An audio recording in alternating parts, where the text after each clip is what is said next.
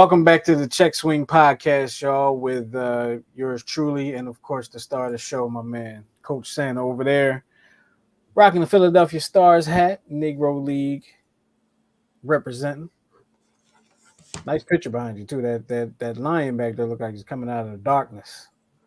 That's why I have him back there. I bet it is. His name is Hector.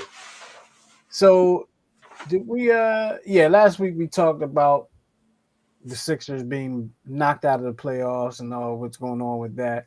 We talked about a few things this week. Well, actually, let me back it up. Sorry, let me back it up. Miguel, how you been? Good.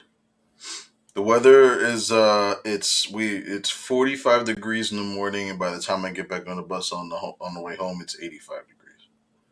Yeah, it's definitely it's that weird time of year. Actually, we should be out of that weird time of year right now. Like it's about to be June in less than 48 hours. So Yeah, it's definitely been a cool spring, if you will, if you want to call it that. Yeah, that it has. That it definitely has. I'm trying to think. Today, I stepped out and I was like, yeah, I didn't have a jacket or anything on with me when I stepped out the house.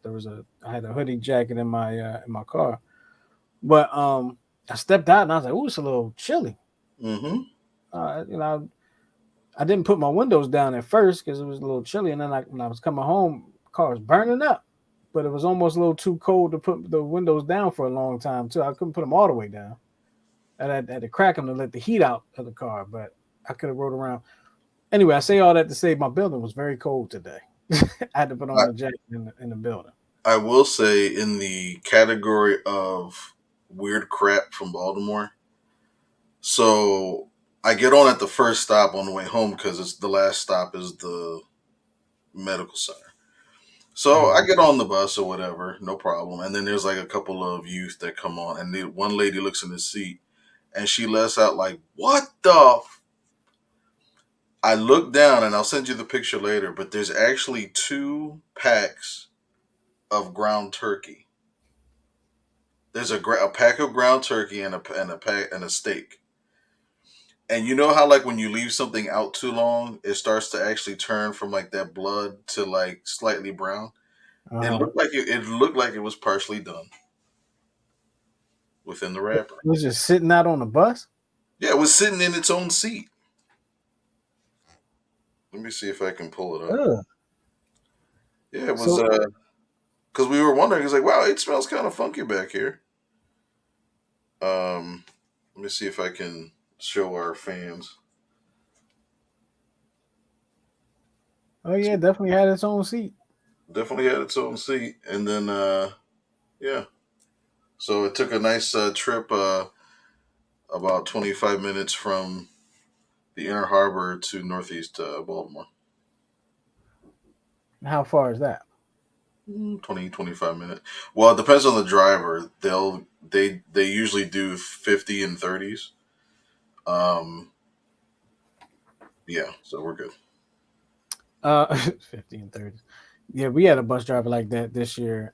Fortunately for me, I was never on the bus when we had her as a bus driver, but I was told she was running all the red lights, running all the stop signs, going like 70 or 60 in the 30, and running over curbs too. Oh yeah, we did run over one curb, and we did hit one mirror. One what? A Oh, mirror. it's a mirror. Oh, A okay. driver's side mirror, yeah. Okay. Well, that can happen when you're driving around a big old truck, big old bus like that. Yeah. So, but cool, man. I'm glad you're good. I'm glad you still enjoying the good old beautiful city of Baltimore. All my people in Baltimore, what up? Appreciate y'all. Baltimore is like a second home to me, kind of. So let's get into it a little bit, right? So we got some things we're going to talk about. We're going to talk about the Sixers and what they did. We're going to talk about the Heat and what they did, and Boston and what they didn't do. We're going to get into all of that. So let's just jump right into it. Let's talk about the Sixers real quick. The Sixers go from a doc to a nurse. Some people might say it's a step up. Some people might say it's a step back. Nick Nurse was the coach of the Toronto Raptors up until the end of this season. Won a championship in 2019. And that same year, 2019, was the year that Toronto Raptors knocked the Sixers out in the second round with that, I don't know, what, not a double doink, but it bounced around the rim. Y'all remember the shot. Bounced around the rim. I'll have to remind you. And then it went in and knocked the Sixers out of the playoffs. They haven't been out of the second round 20. How many years? 22 years. 22 years. 2001 was the year that they went to the finals. But it's an interesting hire.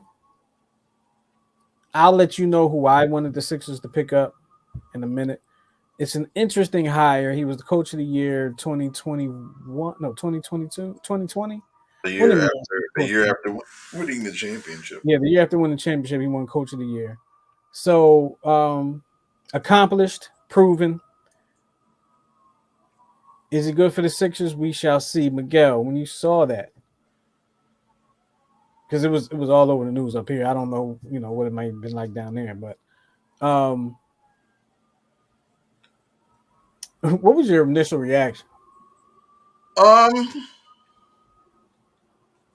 I was like, you know what? When I looked at some of his team stats, he really is one of the things that kind of stood out to me. I believe it was this past season or the season before, and his teams led the league defensively in steals, but on offense led the league in the least amount of turnovers or something to that effect.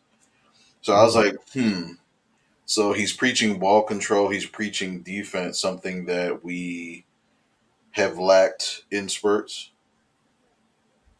Kind of, sort of. So absolutely. I'm hoping that out my lights again, Miguel. Huh? People turn out my lights again out here. Oh, I thought you were doing that for effect. I'm sorry. No. I'm sorry. But it almost kind of scares me because I get like that Larry Brown kind of thing where, he sacrifices like great offensive players for defense, kind of sort of where there was opportunities to get like a Paul Pierce, but instead he gets somebody that has a little bit more of a defensive edge. So, and then you're losing James Harden, which may be addition by subtraction because it's hard because there's so much talent there, but basketball is such a sport that you can literally kind of turn it on and off.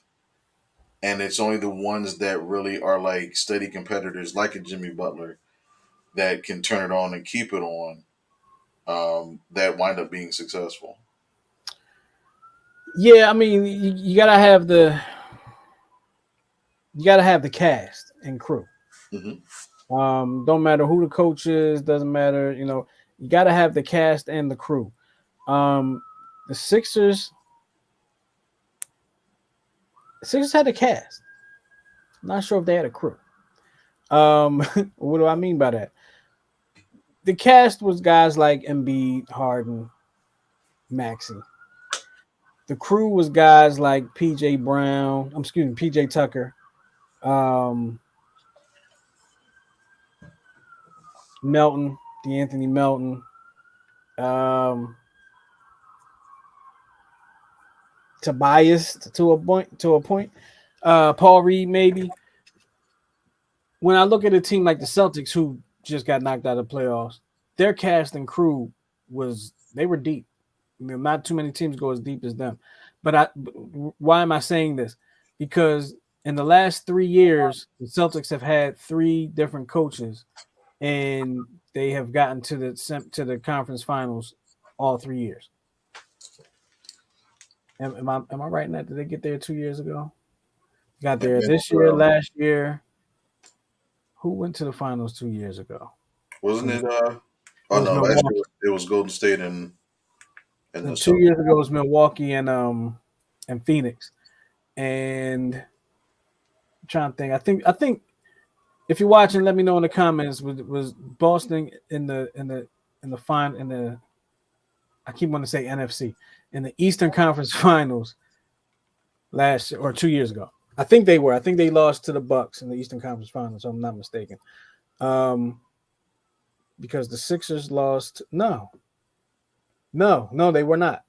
No. I want to say the Heat beat the Celtics maybe in the first round that year, or the Nets beat them in the first round, something like that. And I think it was the Heat and the.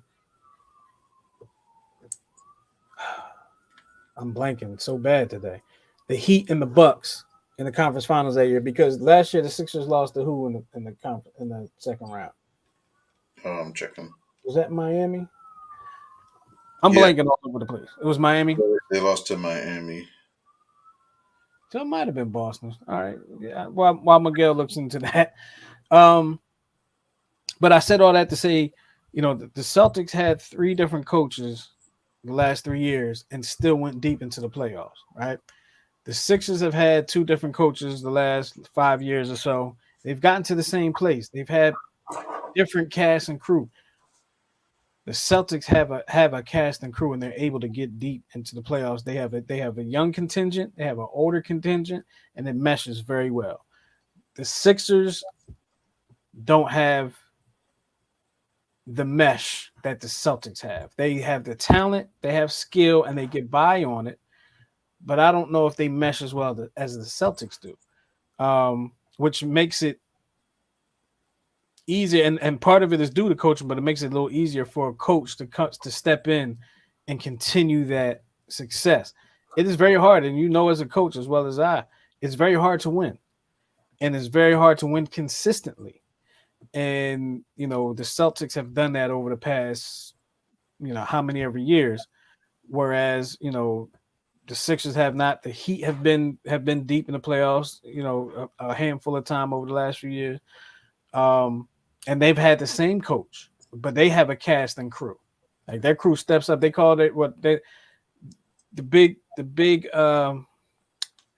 storyline right now is that they play with a lot of guys that were undrafted. They didn't even get drafted on draft night, so these were guys that were kind of almost passed over in a sense, and they out there. They're going to the NBA Finals now, take on the Denver Nuggets, who no one's talking about either, Miguel. No one's talking about the Denver Nuggets too much.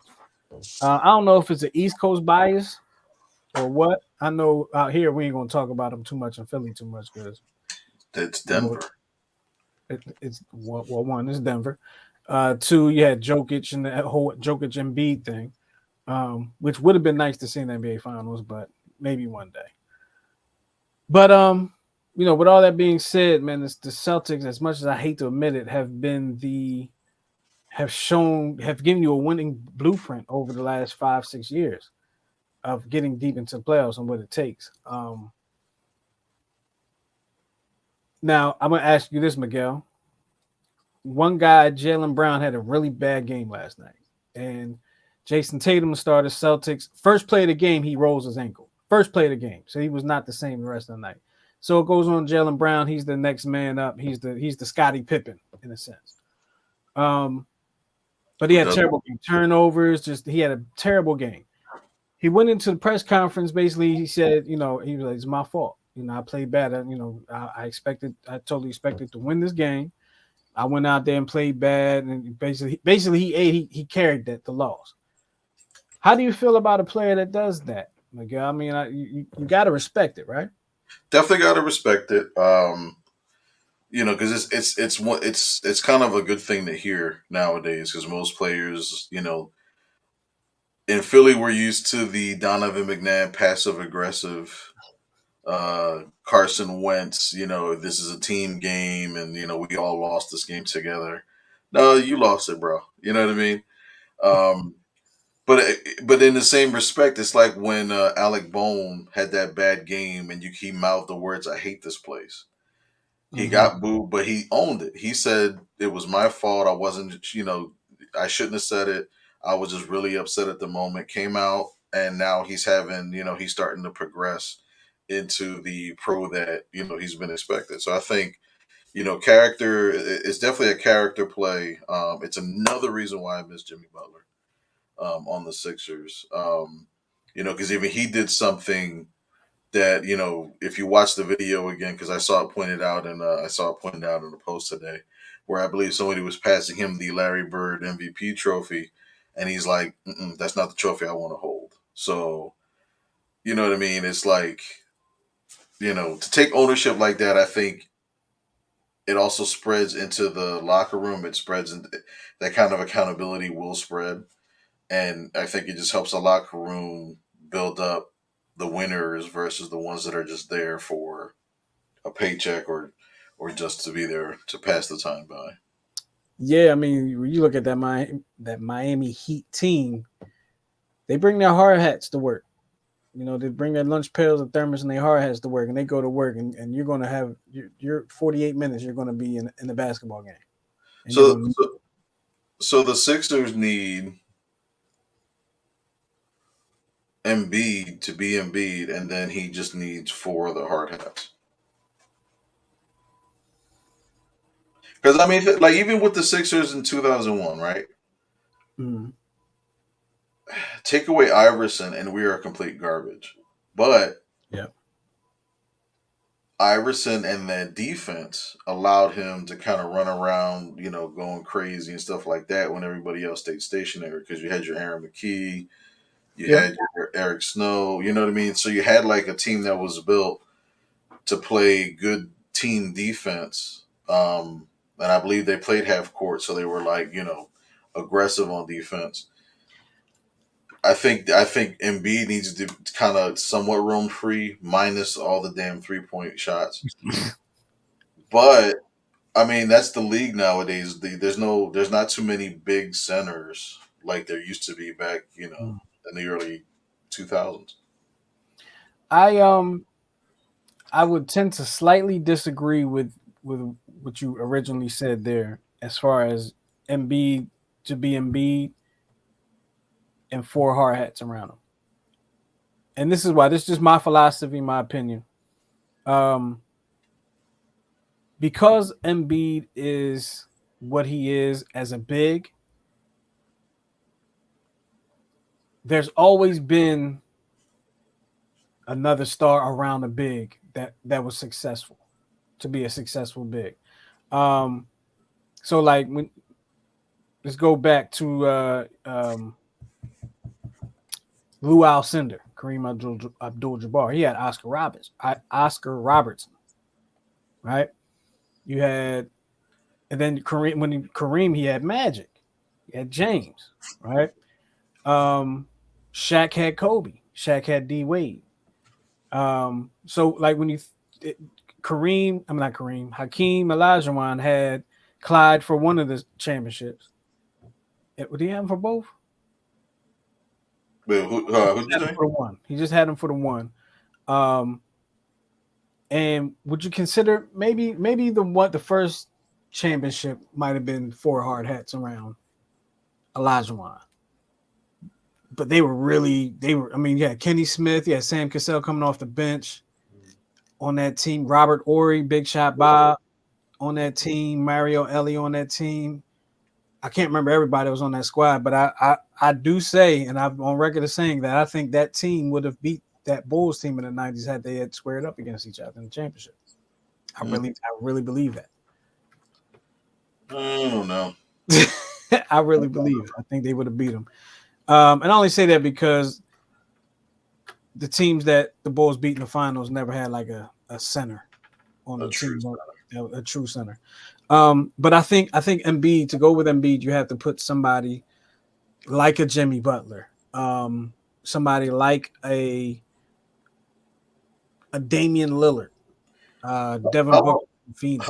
How long? How many more years is on Jimmy Butler's contract?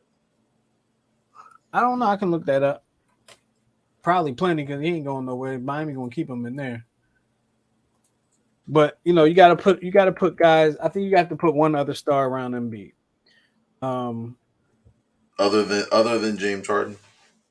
other than James Harden, you gotta put um, a formidable star around him. Not somebody that's going to be looking for the foul every time they go. Somebody that's really going to be attacking. Somebody like what we saw in Boston, a Jalen Brown, a Tatum. I mean, Tatum should be on the Sixers. We passed up on him. I think that was the Markel Fultz draft. Um, Jimmy signed a 4-year contract in 2021.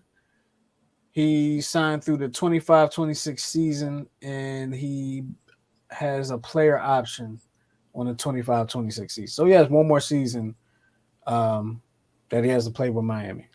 And then he has the option to play another season. He has the option, player option, not the team option. So he'll be there. Well, he'll be there unless something goes horribly wrong next year. My opinion.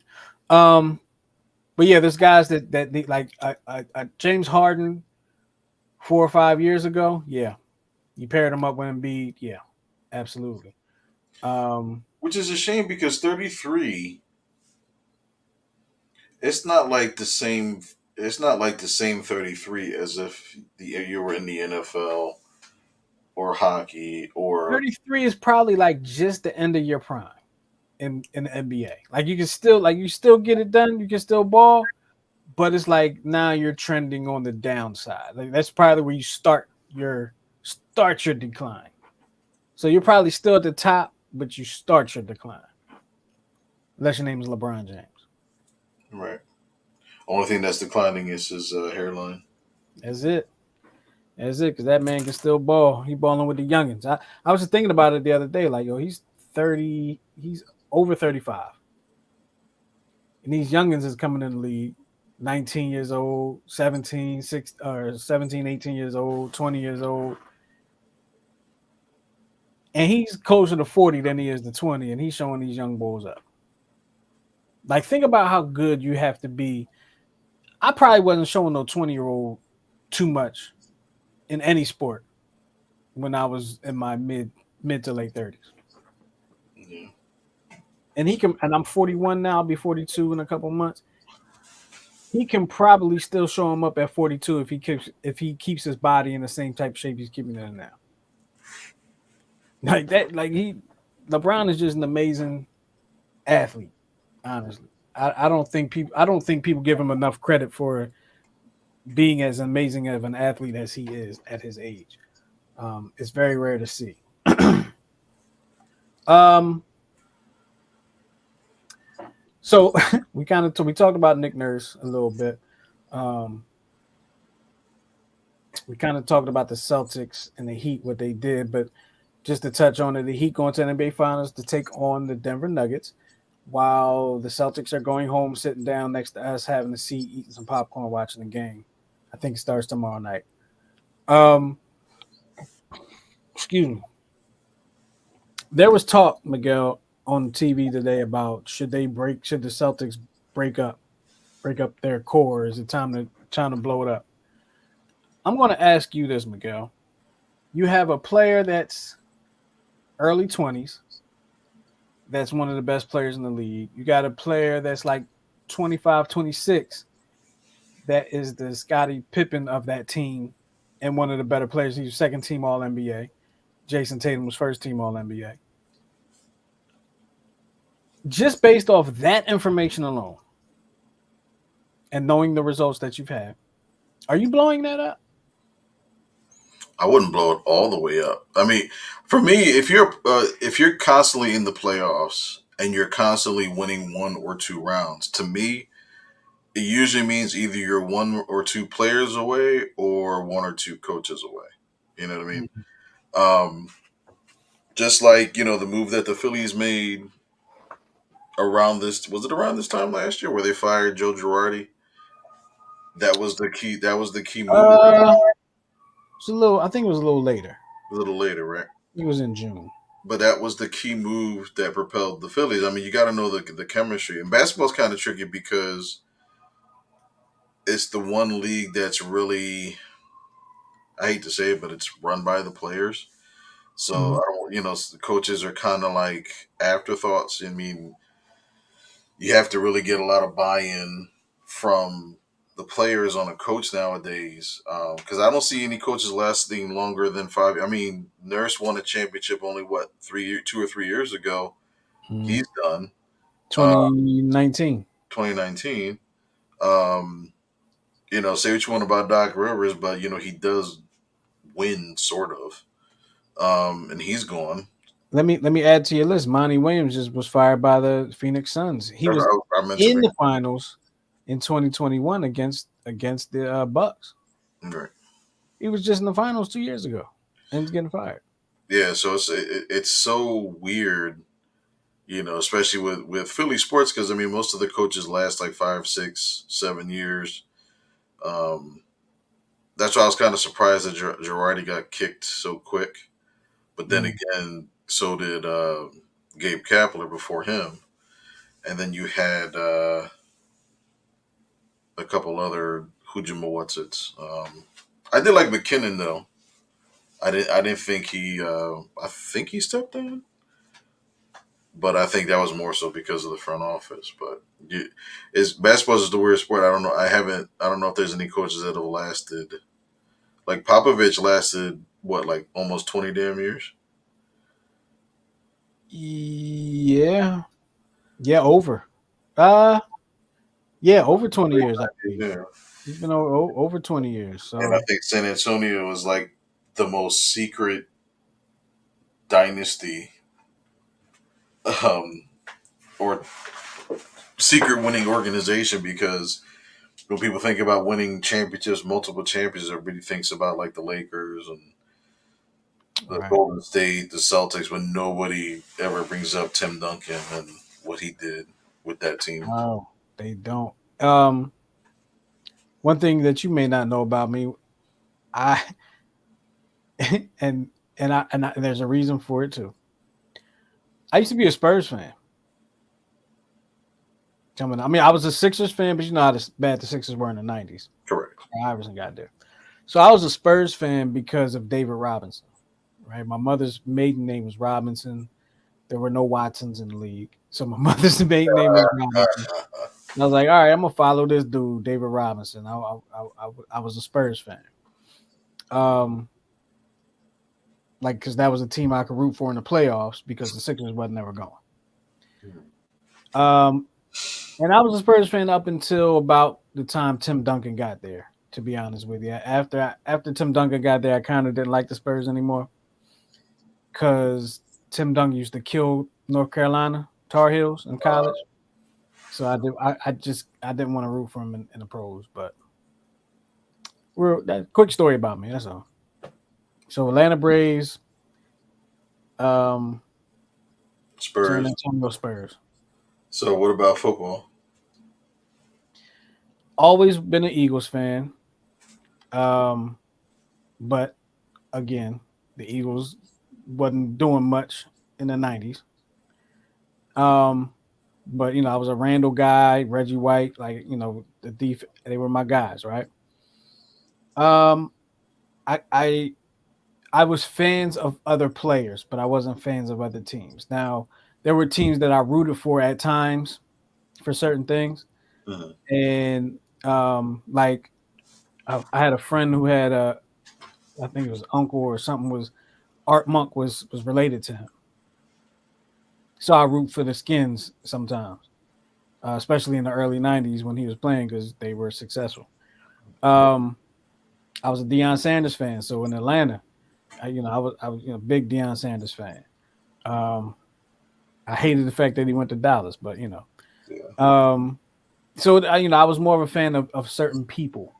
gotcha. I was a Simeon Rice fan, weird enough. As and there's no real, I mean, there's no. Let me tell you why I was a Simeon Rice fan. You know how you got the football cards, baseball cards, basketball Yeah. cards. I had a Simeon Rice card from Illinois. Nobody knew who he was, so I was like, yeah, I'm gonna talk about Simeon Rice, and and he ended up being pretty good in the league, so it worked out for me. Nice. And that's why when I wanted to be a defensive end too. I know. Well, I mean, I was a big fan of the White Sox was my American League team, and because of Frank Thomas. Mm. And I swore, I'm like, man, when I hit this growth spurt, man, I'm gonna be 6'6" and 280, hitting home runs and hitting 300. Mm. How tall are you now? Where'd you get to? 'Cause I'm 5'4" Um, on a good day. so all of my doctors have told me that I am 5'7", and my Okay. wife always tells me that I'm incorrect because she says she's 6'7". I mean 5'7", and I'm like, why can't we both be right? I don't see why not. I don't see why not. You 5'7", ride with it. 5'7". Hey, give me a few more inches so I can be 5'7". I'll take it. So Miguel, we've both been coaches, right? Hmm.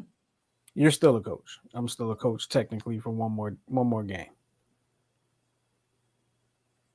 Can you imagine your most heartbreaking loss that you had as a coach or as a player? So my most heartbreaking loss was actually this past summer, Mm. uh, and it was actually probably the most heartbreaking tournament um, that we ever had because we lost. We had a 6-0 lead in 2 games with an inning to an inning and a half to go, and both games we wound up losing. Mm. And it was creepy because we lost them both in almost identical fashion. Uh, Really? so the first game it was 6-0, and I think I left my pitcher in too long. So I took the hit for that. But it was crazy because it was like a walk, a drop fly ball, and then my pitcher hit the front of the plate. You know how some of the plates they stick up, so the ball literally went straight up in the air for like 70 feet, and both runners went like 2 bases. Uh, Wow. and then a ground ball in the hole and off of somebody's shoulder. It was just crazy. The next day, we're playing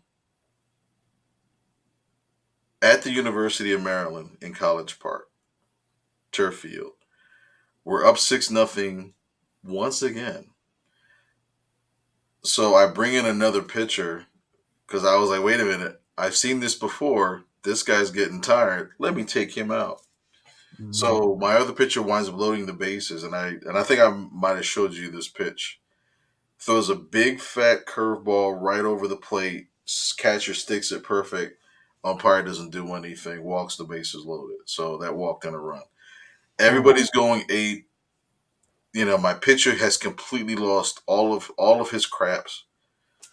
So I got to take him out. So I bring in another pitcher, right? That does the exact same thing. Hits the front of the plate. The ball shoots up 8, now 10 feet in the air, and now 2 more runners score. I'm like, what in the actual flip is going on? oh man. Yeah. So yeah, we lost both games. The first game we lost 7-6. The next game we lost 8-6. So I experienced deja vu twice. In the same day. No, no, no. It was a Oh, that's back. two different days. It was Two it, different days. Wow. it was a Thursday and a Friday. Wow. And then you had to eat it all weekend, huh? Ate it all week. We had I mean, because if we would have won those 2 games, the third game was irrelevant. We would have played we would have been in pool play at Hopkins University, and all of the fields are like 10 minutes from my house. Mm. Ain't that about a blip? Ain't it about the blip? I had a heartbreaking loss this season. Extra innings lost the game of extra innings to one of our rivals.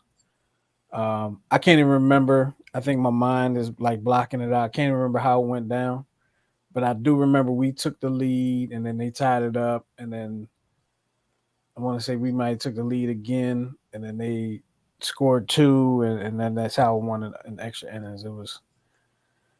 That one hurt. But there was one in college when I was a student assistant coach. We were playing Coppin State, and we were playing at Coppin State. And we were up. I don't know how much we were up by because we had to be. Let me see. Mercy rules are. We were not up by 10. Let's put it that way. We must have been up by 9. And then the last thing, they came all the way back and beat us. Let's call it 10-9. And that was the first game of the doubleheader. We had to come back and play another game right after that. And you could just like as a student assistant, I'm trying to get them. All right, look, we got to put that one behind us. We got another game to play. They wasn't trying to hear it. Mm-hmm. We were cooked for the second game. We might as well got back on the bus at that point. We were cooked. Just wasn't it, and that was so heartbreaking. Like as a coach, I couldn't show how hurt I was by that loss. Mm-hmm. But man, I was just like, and Coppin was one of our rivals too. To lose to Coppin in that fashion, it was a night game and all that. Oh, that one hurts. That one hurts. But I say all that to say, could you imagine what could you imagine would be the worst way to lose a game? A state championship game, Miguel.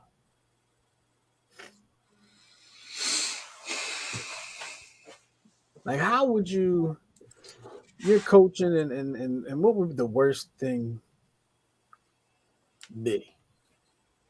You want me to show you what the worst thing would be? There's only one good answer. Let me show you. Sure. Here's the worst way you can win it. You can lose a state championship. Strike 3. Let's take it back. Strike 3. Let's take it back one more time. Let's set it up a little bit. All right. Bottom of the whatever last inning of the game, whatever the last inning is in this state, probably 7, 9, whatever it might be. State championship, high school state championship. You got your number 2 ranked Pal Mac versus number 4 ranked Hornell. Hornell is up 5-4 in the bottom of the last inning with 2 outs and 2 men on base. Okay, here we go. Strike 3. Now, it looks like Hornell has won the Hornell game. wins it.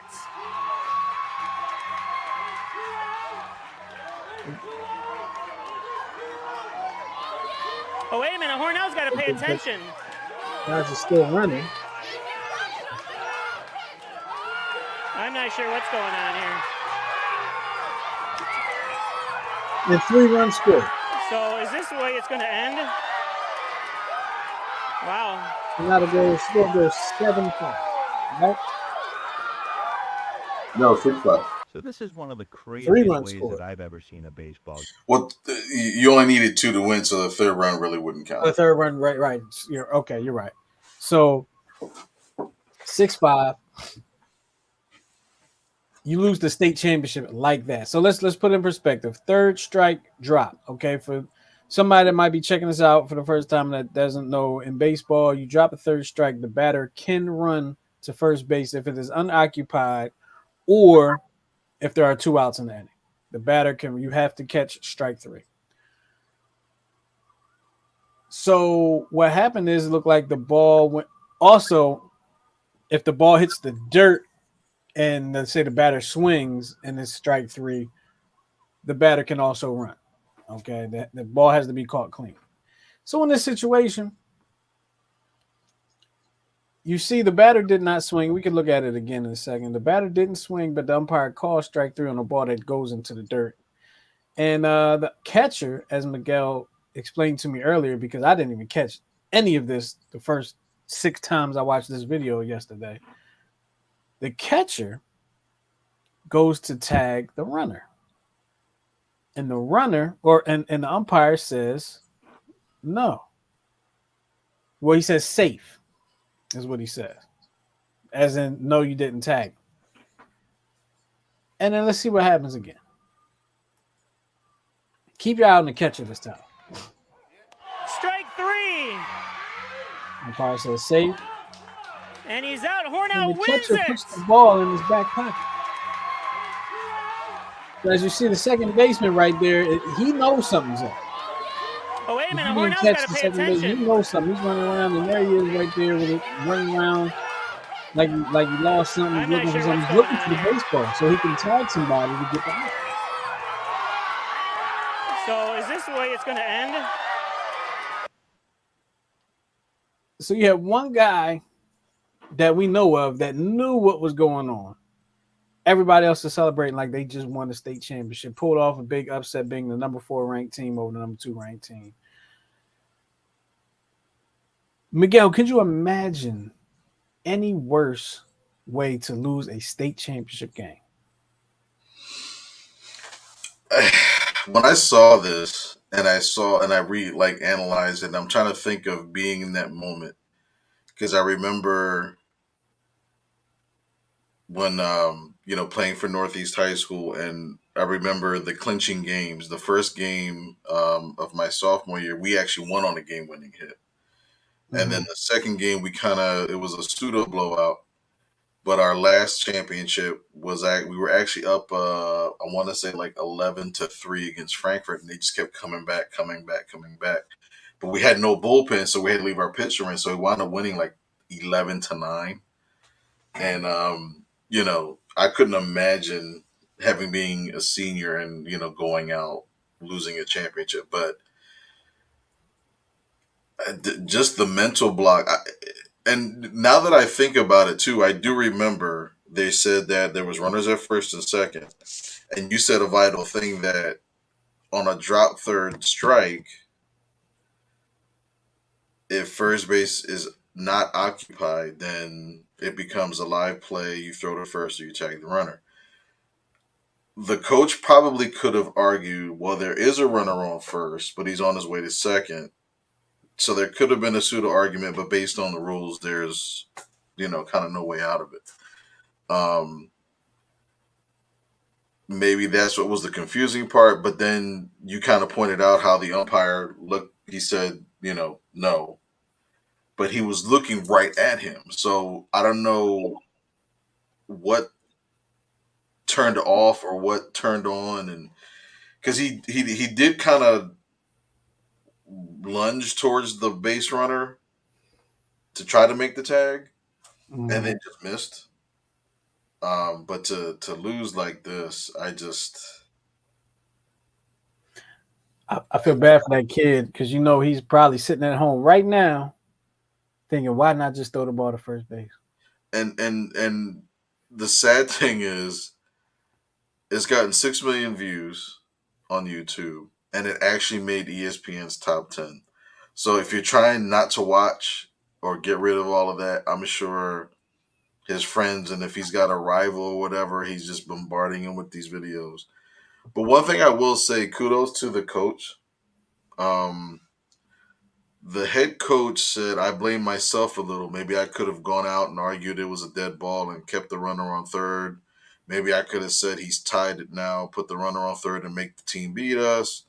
But we can't blame the umpires. Everyone is running on the field, and I'm not sure they knew how to handle it either. This is the head coach from Hornell named Joe Flint. He says, I'm not sure what else happened because I haven't watched the video. Liar. Maybe I should have called for a conference and protested. I blame myself on that piece of it. Maybe I could have done a better job. So he's covering for his catcher. Obviously, he doesn't want him to kind of take the full brunt of it. But I do like the fact that he didn't blame the umpire because he made the right call. And even if it hadn't been the right call, I always tell my guys, anytime I do my preseason email or message to the parents, I tell them I don't argue with umpires because, number one, we have to know that umpires are completely garbage. Especially, I don't want to say the further south you go, but you'll see what I mean if you ever coach in Virginia. But I always believe that you get those plays back. And here's the thing. That pitch was a bad call, but that base runner or the batter, As soon as he heard strike three, he hauled behind. This culture today would be like, "You've got to be kidding me." Throw the bat up in the air. I want my respect, and I don't put some respect on it, whatever. And they would have argued the call, but he, as soon as he heard strike three, he bolted. So kudos to the base runner, and this is kind of a model of what needs to be done as a player. Whatever the call is, you got to go with it and then hustle. You know what I mean? Yeah. Yeah. I feel bad for the team that celebrated too soon. I'm not going to say it's the catcher's fault. I am. However, once he started celebrating, because he was the closest one to the umpire that was making the calls, once he started celebrating, everybody just trusted he knew what he was talking about. And everybody joined in. But no, it's not his fault. Well, maybe there shouldn't have been two guys on base, right? But what happened was he saw something, he was excited in the moment, and I think he just kind of lost his head a little bit of what was going on. And I mean, obviously, that's what happened. And lesson learned. Keep your composure until it's time to not. That's all I say about that, man. I could not imagine losing a state champion. I couldn't imagine losing a regular season game like that. Lose a state championship game like that? Like this is what you worked all season for, all off season for, all your training sessions if you do that, all your outside workouts if you do that. That's what it comes to, and man, to go out like that, man, it hurt. It's gotta hurt. And I know you gotta get by it, man. You gotta get past it and understand that it's just a game. And okay, I don't mean to cut myself off, but it was bottom of the seventh, so I just saw that on the bottom of the screen there. You got to get past that moment. You got to get past that game. It's only a game. It's done. Maybe it's time for you to graduate. Hopefully, maybe you have another shot at it. But, you got to get past it. You got to get past it. That's it. That's all I can say about it. Miguel, are you stumping me today? Of course I am. Because I got a good question for you. Mm-hmm. I got a good one for you. Do I need my lawyer present? Nope. Fantastic. Nope. You will be all right. You want to answer this question first? Surely. All right, hold on. Let me.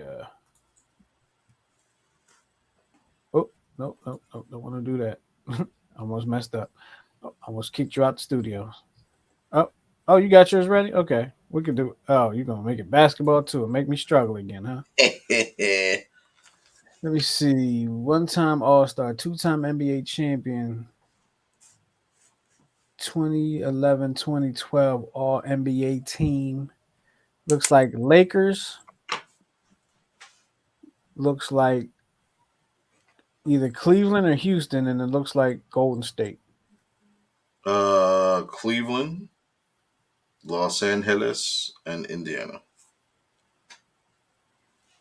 Cleveland, Los Angeles, and Indiana. One-time All-Star, two-time NBA champion. 2011, 2012 All-NBA team.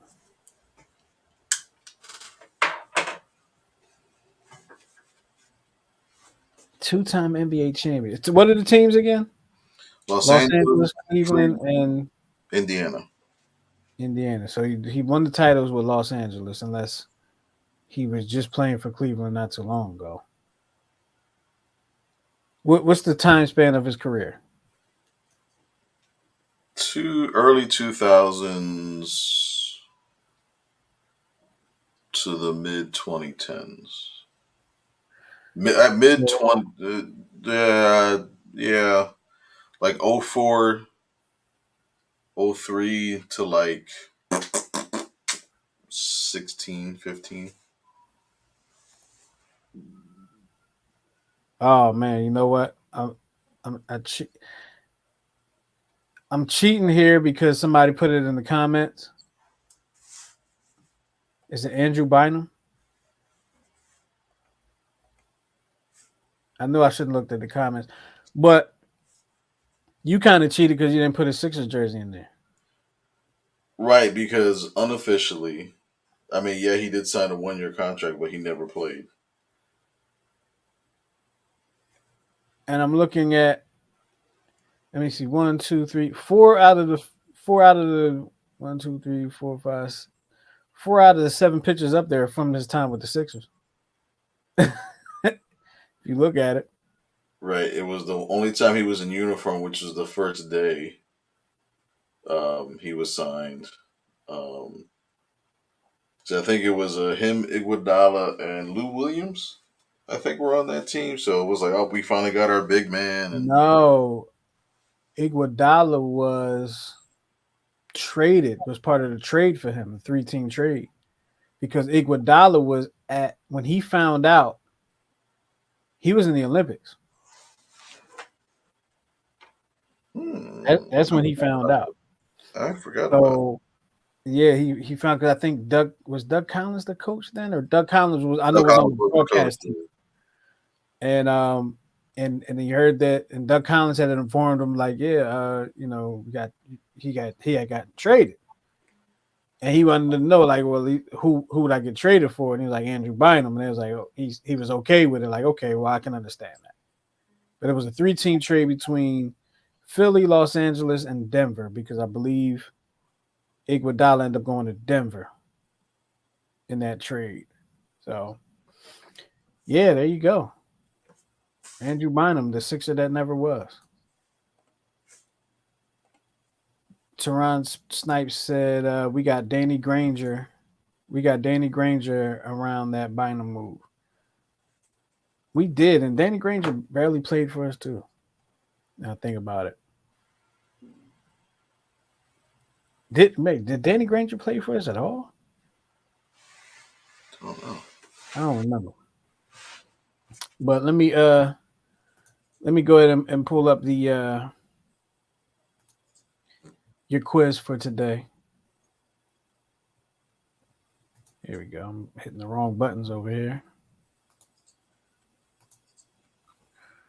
All right. Your question for today. What rookie pitcher hit a home run in his very first at bat? Mordecai Brown, Grover Alexander, Chief Bender, Hoyt Wilhelm. Chief Bender. Sounds like an inside dirty joke. I'll go with Mordecai Brown. He says Mordecai Brown. What do we have? Mordecai Brown is incorrect. Chief Bender. Chief Bender is also incorrect. No balls, 2 strikes.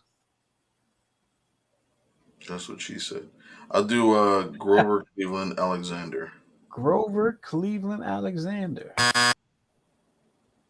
is also incorrect. So that means the correct answer has to be Hoyt Wilhelm. In his very first at bat as a 28-year-old rookie pitcher, Hall of Famer Hoyt Wilhelm hit a home run. His career lasted for 21 more years and 493 plate appearances, but he never hit another home run. Could you imagine that? Your first ever at bat in the majors, you hit a home run and you never hit another one. Well, he was a knuckleballer too. So that ain't got nothing to do with him hitting a home run. True. Like you feel like, yeah, I could do this again. Nope. For 21 more years, you never did it again. You want another one? Sure. All right, let's see. Who was the first woman to call a nationally televised MLB playoff game? Was it Lauren Shahadi? Elena Rizzo? Mendoza. Huh? Jessica Mendoza. Jessica Mendoza is correct. On October 6, 2015, 34-year-old former softball slugger and two-time Olympic gold medal winner Jessica Mendoza joined John Kruk and Dan Shulman in the booth at the Yankee Stadium to provide color commentary on the Houston Astros 3-0 victory over the New York Yankees in the American League wild card game. Good job. I thought she was pretty good too, because she would do Sunday Night Baseball with Alex Rodriguez. I thought she was pretty good. Jessica Mendoza, do you think? John Kruk's daughter, I think, just graduated from high school. Or was it college? I think it was high school. I think she's going to. I was watching the Phillies game the other day. They were talking about her. Can't think of it, but I'm sure he'll repeat it at some point this year. Well, you got any last words before we get out of here, Miguel? Phillies suck. What? They play tonight?